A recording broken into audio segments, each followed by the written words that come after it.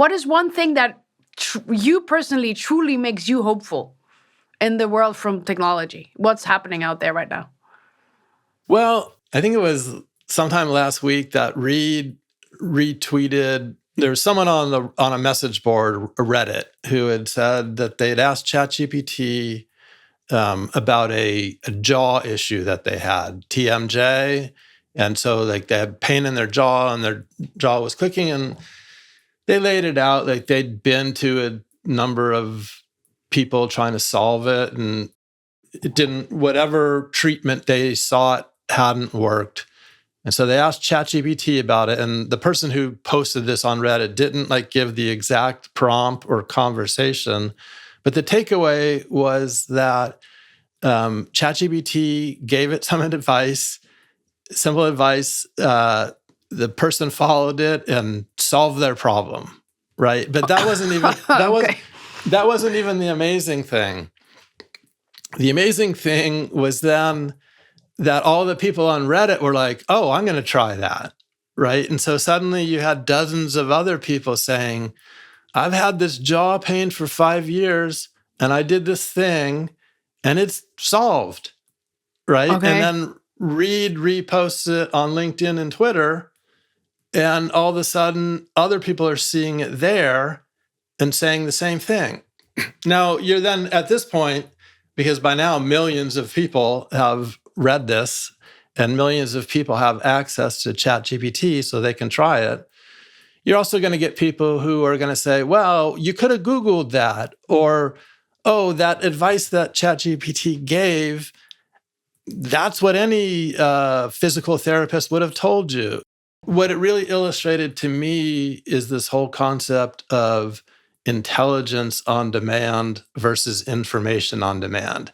Because sure, if you'd been lucky to go to the person who that was going to be their advice to you, you may have taken it. If you had the initiative to look on Google and look through, you might not have gotten that on your first hit, and so then go to another page and then tried it. Maybe you would have gotten it that way. But the beauty of ChatGPT in a networked world is that it brings all this information together, and it's there whenever you ask for it. This is what super agency is. It's not just when, what we describe it in the book is like, it's a technology that's a transformative technology that millions of people get at the same time. So it's not just that however you're using the technology is improving your life. It's that everyone else is using that technology, improving their lives, and that then has an impact on your life. ChatGPT now has 500 million weekly users and maybe closer to 1 billion.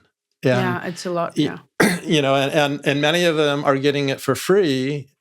Others are paying $20. And so it's pretty accessible, for being such a world-changing thing. And we think that's much better than like, oh, we're going to highly regulate this, so only the government has access to this thing. It's not that we're blindly optimistic, but what we do say in the book is, you can't invent the future you want only by trying to prevent the future you don't want. That's right. So, we're saying, what is the future we want? We can move in that direction. And that's our reason for optimism.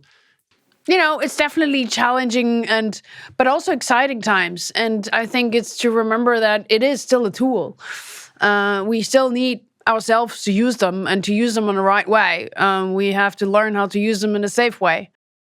Yeah, like you said, it's a remarkable time to be alive because there are so many different technologies, and the pace of innovation and change is, I don't know if it's unprecedented, but it's certainly